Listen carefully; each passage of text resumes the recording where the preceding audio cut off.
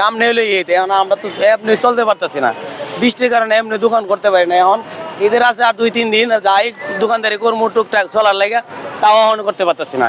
এখন হঠাৎ করে এই যে দোকানটা লাগাইছি, 2 পিস মাল বিক্রি করছি, দোকান বন্ধ। এখন যে দোকান বন্ধ, আপনি কীভাবে চলবো কোন ভাই? আমরা তো ভাই চুরিটা হয়তো করতে পারি না ভাই। আমরা কি আমরা চুরি করতে পারবো? আমরা থেকে বড় বড় বেটা আছে, তার বাদে মেরা লেবো আমরা, তা আমরা পারতাম না। আমরা ছোটো হাটে ব্যবসা করে খাই।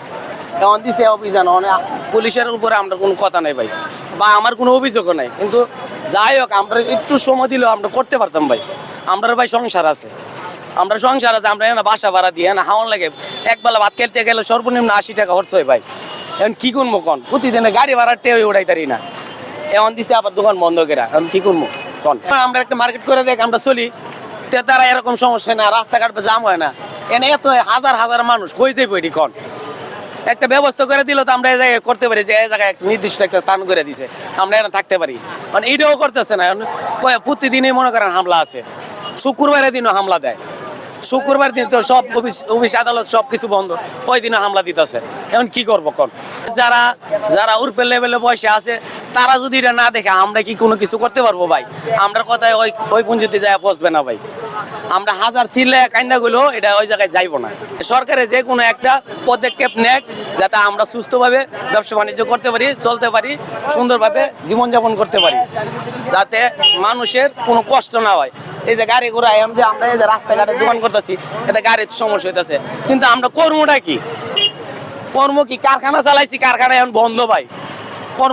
কর্মচারী বেতন দিতে পারি না। এখন ফুডে দোকান করতেছি, ফুডও হামলা। এখন কর্মটা কি? আমরা তো আর কোনো কিছু শিখি নাই ভাই। আমরা ছোটোর থেকে শিখছি এটি, ছোটোর থেকে কাজ শিখছি, ব্যবসা করবো। মানে ব্যবসাও করতে পারতেছি না, কারণ ব্যবসা করতে গেলেও ঝামেলা, সব জায়গায় ঝামেলা আছে ভাই। এই যে 5 আগস্টের পরে মনে করেন সন্ত্রাসী দৈরা টেয়া লেগে দিছে, 12,000 টাকা রেখে দিছে। আমার সাথে মা ঘুষি দিছে, তারা ফাটাইলে 3টা শিলি। এডরে মনে করেন যে হকারি ব্যবসাও করতে পারি না। এখন আইসি ফুডও করতে পারতেছি না, এমন ঝামেলার ভিতরে আসি ভাই। এই যে দুইটা বস্তা আমি প্রতিদিন মনে করেন 3-4 করে নামাই। একবার নিয়ে যাই, একবার নিয়ে আসি, একবার নিয়ে যাই, আবার নিয়ে আসি। এই যে আবার নিয়ে যাবো, আবার নিয়ে আইতেইব। কি করবো? না এত আর কোনো উপায় নাই। কারণ আমি যদি ব্যাগ বিক্রি না করি, তাহলে আমি হামু কি? আমার তো কোনো ইয়া নাই, আর কোনো যে একখান 10টা টাকা আইব এরকম কোনো এবিলিটি নাই। আমার তারাই দিছে, তারপর আহন লাগে। পুলিশের বাড়ি খাইলেও আমার আইতে হইব, এছাড়া আমার কোনো পথ